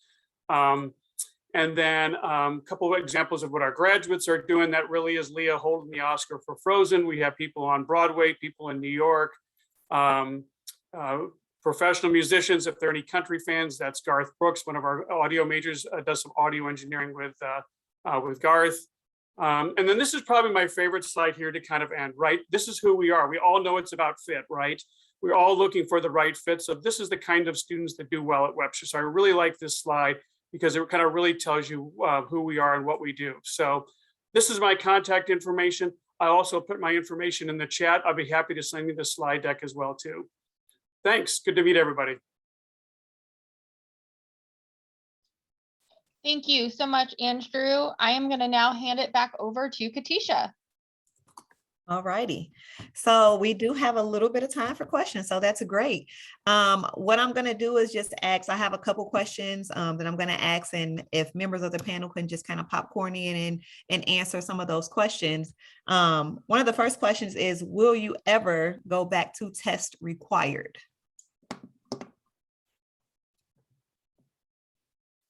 I'll jump in. Northern is officially test blind, so no, that's our policy moving forward. Okay. Yeah, at the University of Evansville, I can't imagine we would ever go back to test required. Same at Indiana Tech.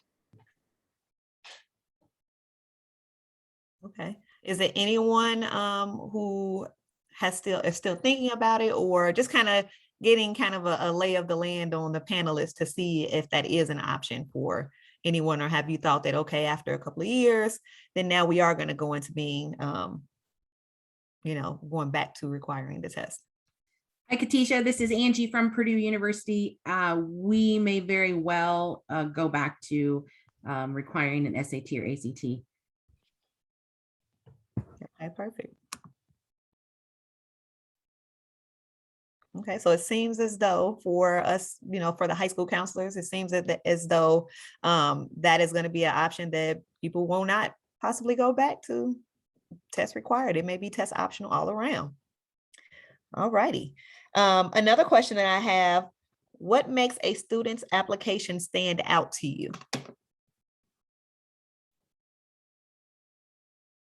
I think I can speak here for IUPUI. We're really looking for their personal story. What are they about? Who do they want to be? When we do the holistic review, we're looking at their essays. It's a 200 to 400 word essay that we require. Whether you do the test optional or test applied, we're really looking to see who you are as a person, because we want to get to know you. So anything that expresses you, your hopes, your dreams, your aspirations, difficulties in life, that's definitely what we're looking for, and that's what stands out.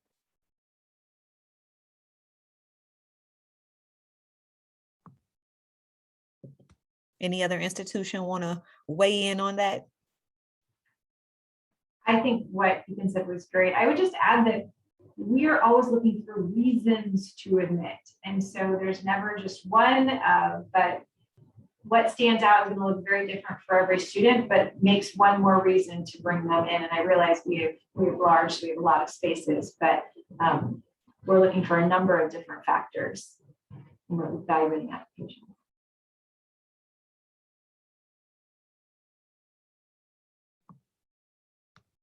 I think anytime a student in their essay tells us why they want to attend our institution is always helpful. Like I mentioned, we're always talking about fit, right? And somebody who writes an essay who tells us, I did my research, I looked at the programs, your school was a good fit for me, I took a campus tour and I felt a connection. That really, really speaks to us. And that really tells us, okay, this student is they're not just applying haphazardly or just randomly applying. They've done their research and they know Webster's a good fit. So all colleges love it when they read an essay like that. Perfect. Another question that we have here is, what are some standout programs that support students as they're transitioning to colleges? So some program support or academic preparation programs that you may want to highlight at your institution. Northern offers quite a bit of first generation student support. So we have a lot of first gen students at our university who come in to help them get connected through mentorship with other first gen students who are upperclassmen. And then we also have free tutoring services, academic support services to help bring students in. We also have specifically a student support program that students can apply to be a part of if they are one of our first generation students, low income or minority students. And that is a program that carries them through their experience at Northern with a personalized, more one-on-one advising that's more in depth, a personalized librarian, additional resources to help the students make that transition. But overall, there's academic, emotional, social support at Northern to help them make that transition from high school to a college environment. Situation at, sorry. Just a similar situation at St. Mary's. We actually have a program called the Bells Connect program. We invite students who are first generation, students of color, international students, and homeschooled students into the college earlier than everybody else moves in. And then the office, I was talking about that division for student equity and inclusion at St. Mary's. That office sort of is the umbrella for that program. And it's just a really great opportunity for students to get those additional resources, but also just so that they're aware of sort of what resources are available to them that they may not be aware. And so they kind of get that prior to the large move-in. And that program they'll be part of throughout the entire first year. Yeah. I would like also to vouch for the Bells Connect. I had some friends in undergrad who were part of that program and they really loved it. Here at Holy Cross College, we have the Student Success Team, which is a team of mentors. They meet with all first-year students. So all first-year students have one-on-one mentoring with a staff member here. They are also part of a one-credit course called the Cornerstone course. So in that course, they get to meet all of the people and staff members here and get connected to all of the resources here, including the career counseling services, the librarian, stuff like that to help them transition into college. And then we have programming as well for INACAC students who are students from Indiana who are low income to help them transition as well as meet the state and federal requirements. Mm-hmm. And also at the University of St. Francis, we have very similar programs. I mentioned earlier that we have a new first year advising program that serves all undergraduate first-time students, but we also have renewed our TRIO grant for first generation and for students who are from an underserved population. We also have ACDC, which is a part of the tutoring and different academic accommodations that students need. They can work with that department. So we really try to have multiple programs in place for students to be able to maneuver and help them make their first year a successful one. Perfect. Thank you guys for giving that information. Again, this was very thankful. I want to thank you panelists for taking some time to give out your information and provide all of us with an update. Also for the high school counselors, please remember to go to the Google Drive. There's a lot more information there in the admissions drive to give you information about those who may not have been able to participate in this panel, but have really good information that's available to you. Now we're going to go ahead and transition to the high school counselor Q&A portion. This is our chance as high school counselors to just kind of talk about hot topics and engage in conversations with all things high school counselors and admissions reps who can pop in if there's some questions that you may be able to answer for us. But again, you can feel free to unmute, turn on your cameras, and just kind of engage in this conversation. Lonnie Johnston from Westfield High School, who is also a member of the Professional Development Committee, she's going to moderate this portion. So I'm going to go ahead and turn it on over to Lonnie. Thanks, Katisha. Good morning, everyone. Like she said, I'm Lonnie Johnston, counselor at Westfield High School, just about 20 minutes north of downtown Indianapolis. Thank you for taking the time out of your very busy schedules to join us today. Also, thank you to all of you who submitted hot topics during the registration process. We had about 2.5 pages of those. So as I was looking through those, I'm just going to go through a couple kind of focused on the two portions of our workshop today.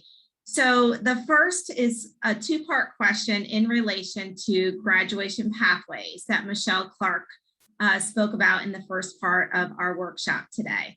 So I wanted to ask high school counselors if you have good ideas for other counselors on how to organize this, what grad pathways looks like at your school, how you track it, whether it's through your student data management system or old school pencil and paper.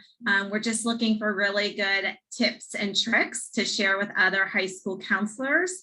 And then for the college admission counselors, I'd love to hear your thoughts on how you view students who actually earn the graduation pathways instead of either passing the I-step for this year's seniors or in the future. Obviously, all students are going to be going towards graduation pathways. So we'd love to hear from colleges how you view that.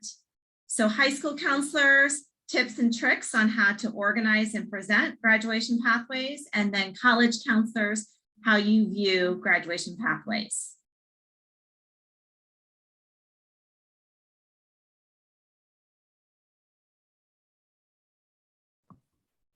Also, I'll go ahead and start and just say that we use either Naviance or SFS as a software program to upload portfolios that students do, but a lot of our students are doing it through classwork. So it's just sitting on the transcript. So if they took JAG, that's a work-based learning course. And so if it's on the transcript, we're not doing anything other than transcripting it and having it there. But if they're doing a portfolio on their own, because they don't want it as a class, then we would upload that into FSS or Naviance.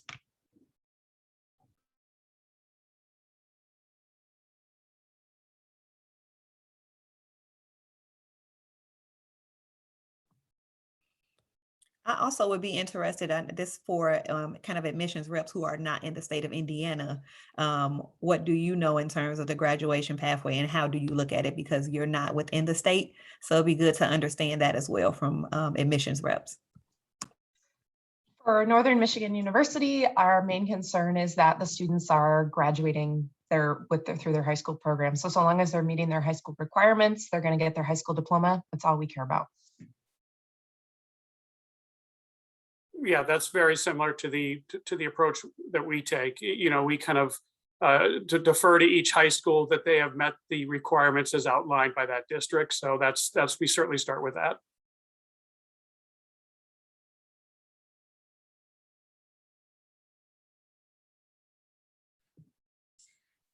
Any other high school counselors who want to chime in with some tips and tricks on how to organize?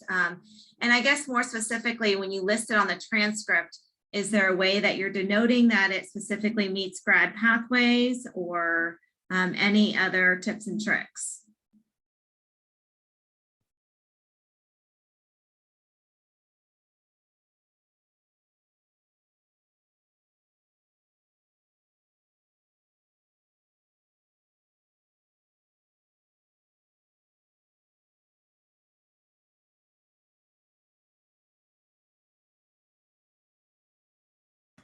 I see someone in the chat said that they use PowerSchool to track their pathways.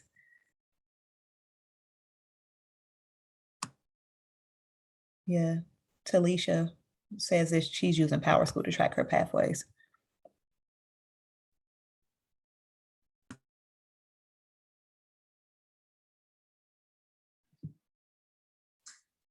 Okay, we will move on to one of the other hot topics. There are a lot of questions, obviously, in regards to the pandemic. So this is, again, mainly to the college admission counselors. Lots of things that high school counselors are concerned about. Obviously, the academic preparation that they may have missed or perhaps have gaps in when heading to college. So they want to know kind of what programs you guys have in place at the college level to try to compensate for perhaps some of those gaps in learning.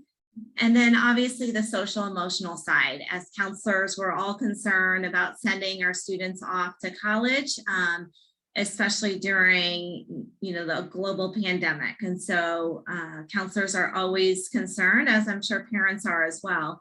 about what happens with our students once they get to school and they, run into a mental health challenge. Yeah, I can go ahead and for Holy Cross College, we have free counseling services available for all of our students. There are no wait times to receive counseling for students, as well as we have a care team, which is made up of staff and faculty. And if a faculty knows of a student who is struggling or who is consistently missing assignments or classes, they will let the care team know, and the care team will do whatever they can to meet the student's needs. So for example, a student couldn't make it to class because she didn't have money for gas. We gave her money for gas. We also gave her a hotspot, for to be able to join virtually. We also have math and writing tutoring centers that are available to our students where they can sign up online. Like Holy Cross, we also at IU Bloomington have a care response team that was set up a few years ago. Thankfully, they're well positioned now. But any faculty, staff, fellow student, or parent can submit a care report that will be evaluated and reviewed so that the student can receive the outreach they need. We also expanded certainly counseling services, but specifically multilingual support services so that students could receive support in their native language. And this has been really helpful and encourage more students to participate. But we are, as far as the academic support, this is something we've been watching closely this year, and we're learning a lot from this year's seniors coming in. There are stretched resources, certainly when it comes to tutoring. Getting fellow students to take employment as a tutor is something that I'm sure everybody's seeing, that student staffing and student employment is very different this year, but that is a dedicated effort to make sure that we have those academic support resources ready to go. And so this year's applicant class and cohort will have the benefit of their peers coming before them because our campuses will be learning a lot this year.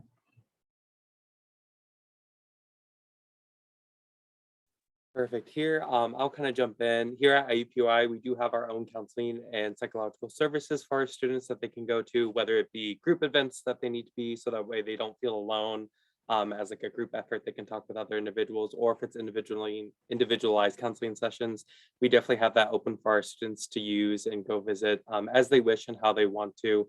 We definitely do make sure students who are living on campus, their RAs are one of our biggest places to go to for our students if they want to communicate, talk, things along those lines. Academic support wise, we do understand that it has been a rough year. As a former student who just graduated, I definitely totally understand that it's been rough. And then our academic places that we have, obviously we have 2 different math assistance centers on our campus, as well as 2 different writing centers if students are struggling with that.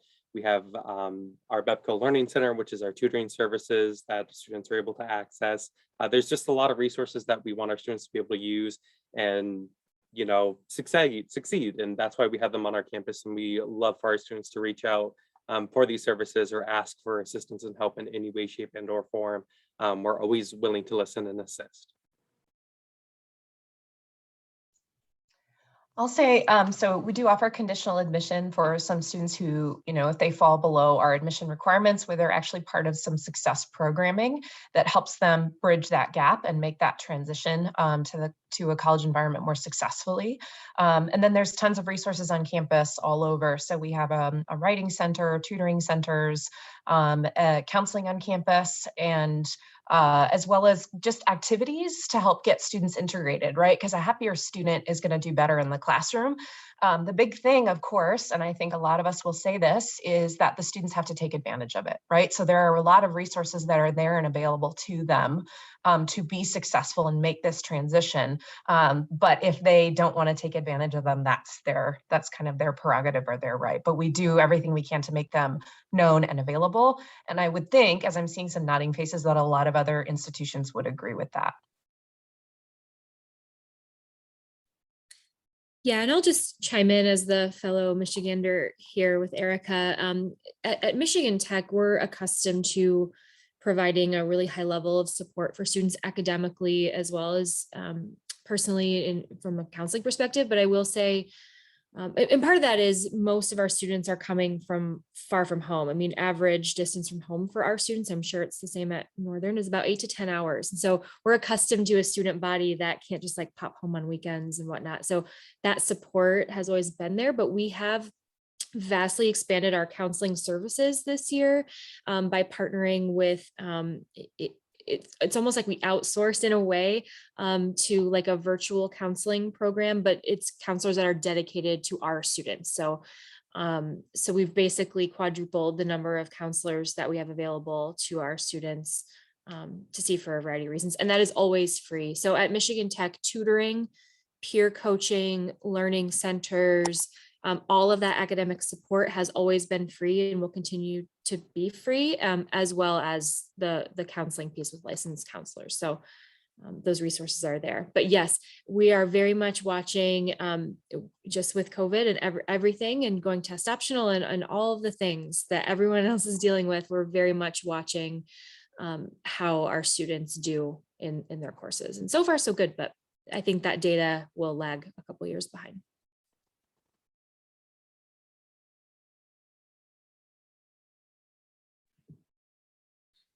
Thank you, colleges, for answering those questions. And it sounds like there are a plethora of academic and social emotional resources in place for students. And so certainly makes all of our hearts happy knowing that our students are going to be in good hands, especially, you know, if they are far away from home. So thanks for providing that information. Along the same COVID lines, and I'm sure again within the colleges sphere, this is hot topic for sure with you all, but vaccination requirements within your schools. If anyone wants to share what that's looking like within your universities. I'll jump in real quick, piggyback off myself here. At Michigan Tech, we've actually never required any vaccinations, and that is continuing to hold true with the COVID vaccine, though we have always strongly encouraged all vaccines, including COVID, and we have a pretty high vaccination rate, but not required. Yeah, COVID vaccine is not required currently at Manchester. I think one thing we've learned all through COVID is that every day is different. So telling you right now at 11:40 a.m. what I know, that it is not required, and I don't know that it would be. So we're just doing our mask mandate indoors currently, but otherwise business as usual. No vaccine requirement at Northern, but we do have masks on campus in classrooms and other spaces on campus right now. Same for the University of St. Francis. We don't require any vaccines, nor have we, TBD, but as of right now, we are not requiring it. And like I had said too in my update, Valpo did require it. So we're kind of on the other side. And we have been told, I mean, at least by like county health department, we are one of the safest places in Indiana right now as far as vaccination rates go. So I think students have really seen that. I mean, they are completely back to normal. We do have masks required in class at the time for right now, just working on making sure, you know, international students who wanted to get the vaccine have time to do that and be protected. But no, it's going really well for us. Before students arrived at the University of Evansville this fall, we either required them to get the vaccine or present a negative test prior to arriving to campus. We have not required the vaccine at Wall State. However, we are strongly encouraging it. And we also do have a mask mandate for anything in person inside a building or a facility.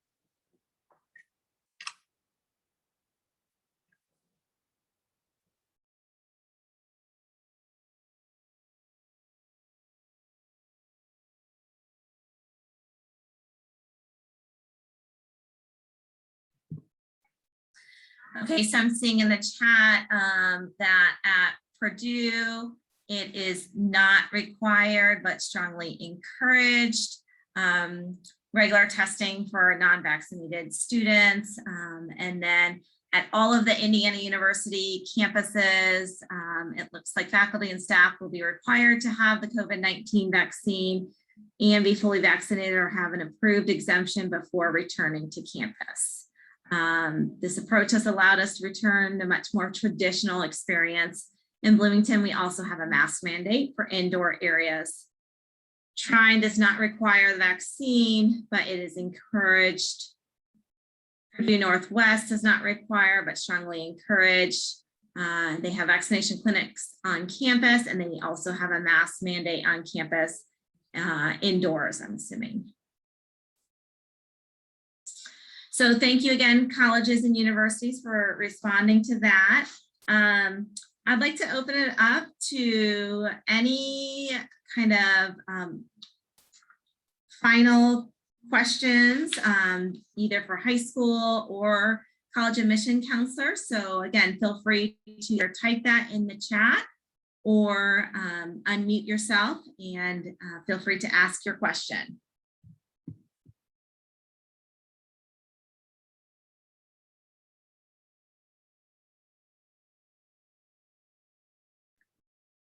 I have a question for IU Bloomington. Are you going to post your visit calendar past September 23rd? I think that's all I can see so far. Lisa, thanks. We just went to a fair last night, was answering this question. Yes, momentarily we should. We needed to ensure that students could and families could find a place to park on campus. And so we will be posting that very soon for the rest of the fall. Thank you.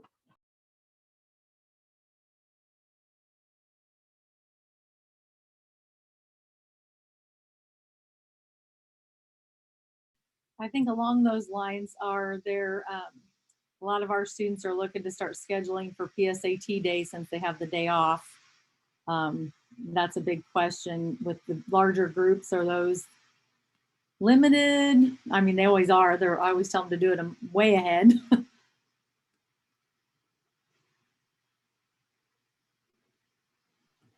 Well, in Bloomington, we're we've nearly returned to previous levels, but we're adding sessions where we can, specifically on Mondays and Fridays. So we'll try to work to accommodate them as much as we can. We still have the walking tour. I'm sure many people, all the virtual things that we put into place, we're continuing. So we have virtual sessions. We have the self-guided walking and driving tours and all of those options. So we welcome them to always come to campus, check in at the Welcome Center if they weren't able to get a scheduled tour, and we will get them set up with all of the things that they need to have a good day on campus. Yeah, at the University of Evansville, we're allowing a certain amount of families to come every hour throughout the day. And so to allow for distancing. So I would still suggest your students to visit on those days because we'll be able to fit them in.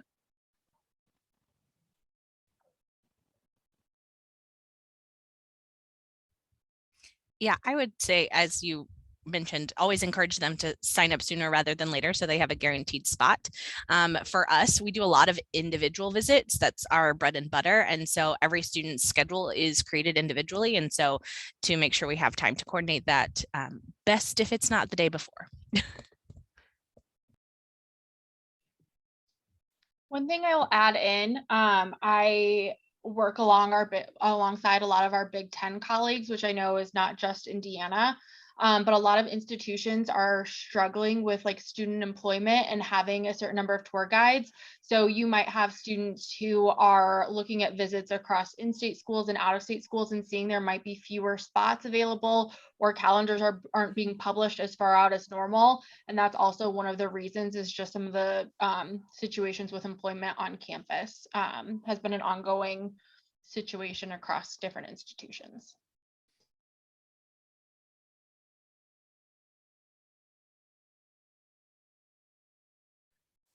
For college reps that have scholarships for undocumented students, could you put that in the chat for me so I could write it down?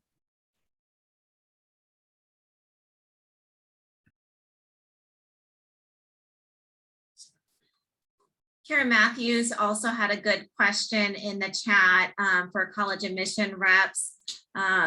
When a student, the notes, I guess, that they had struggled during COVID, during the pandemic, are you checking with school counselors to understand the authenticity of that? Or how are you going about kind of just taking for the student's word?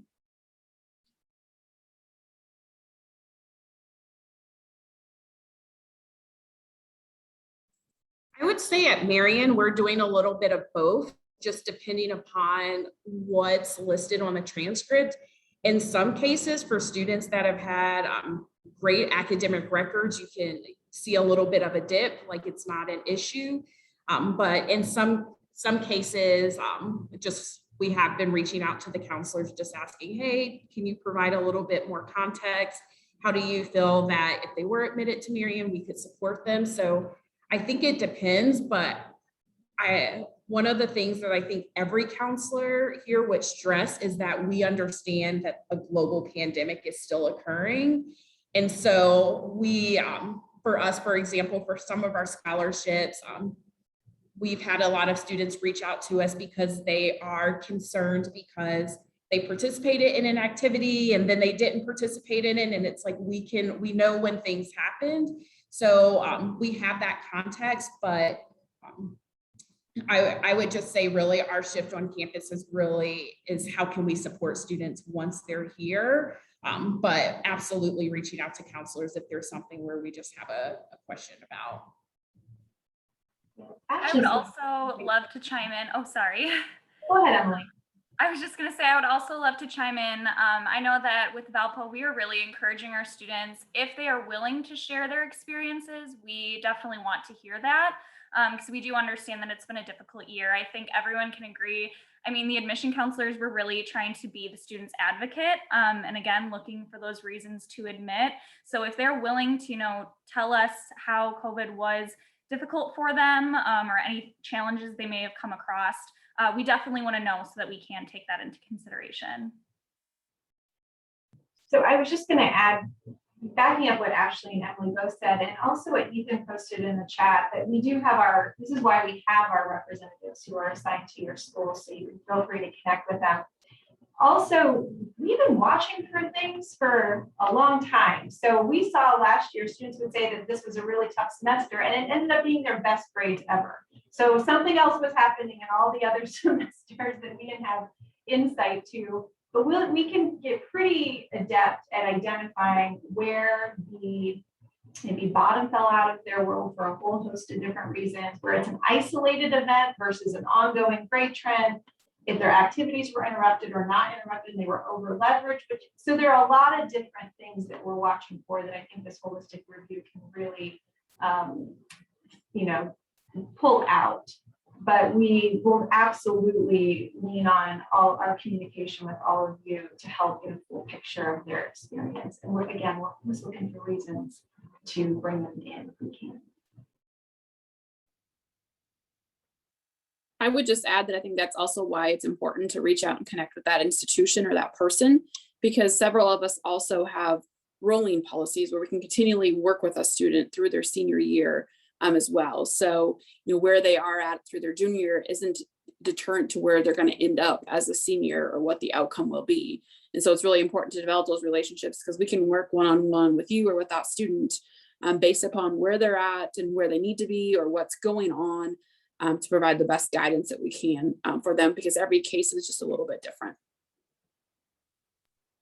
And I always encourage, I only know about a student based off their application information. And if they barely fill out the application and just send me a transcript and their grades go down and there's no explanation, like there's not a lot that I can do for that student. But if they're also including on their application, yes, I struggled, I suffered loss during this time, like those sorts of things, submitting a personal statement. In addition, if they want to get a recommendation from you, like we'll always take more information. It's just always helpful when we have something to go off of versus little to nothing.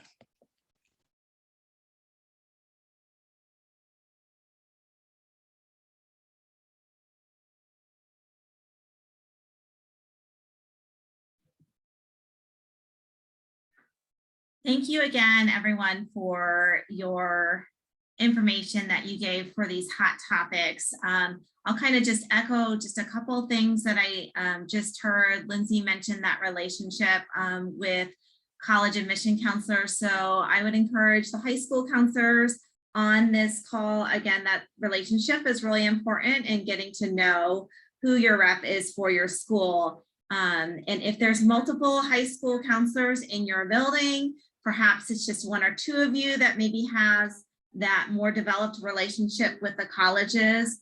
But I just think it's so important so that, again, we can express to the colleges when we truly do have concerns or want to talk more about a particular student. And obviously it's our job to always advocate for our students in their best interests. And so developing these relationships with the colleges can really help just strengthen that relationship so that they can, obviously understand where you're coming from when you're going to bat for your students. So I just want to thank everyone again for your participation. We are going to end a little early for you. So again, I'm going to hand this over to Katisha so she can kind of wrap us up and land this plane. And hopefully we'll get to see everyone in person next year. If you do not remember, we, at our last counselor update, Indiana counselor update, we had done it in a couple of locations throughout the state. We did one at Valparaiso University, kind of just got all of our northern high school counselors. And then we hosted one at IUPUI in central Indiana, so where we, again, gathered high school counselors from a distance all around central Indiana. So we're hoping to expand that to 4 or 5 different locations throughout the state of Indiana, right when the pandemic hit. So we do hope to bring that back in the future. And again, we're just always trying to find ways to get this awesome information out to as many high school counselors and obviously hear from all of our college admission folk as well. So we hope to have this event live in person next school year. Katisha, I'll hand it over to you. Okay. Thanks so much again, Lonnie, for running this hot topic section and for all of the engagement that we've had from the high school counselors as well as from the admissions counselors. Again, this is a free event for any counselor.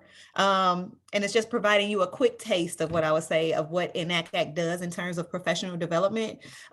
We do so much as a committee and just as an organization in general. So if I encourage you all who may not be a member of INACAC to look into membership benefits and consider joining the organization. Again, lots of benefits to it. If you have any questions from any of us, feel free to reach out. This update has been recorded. I know people asked about that and we will be sending that out. And that's about it. I just want to thank you guys and I hope that you guys enjoy your day. See you all later.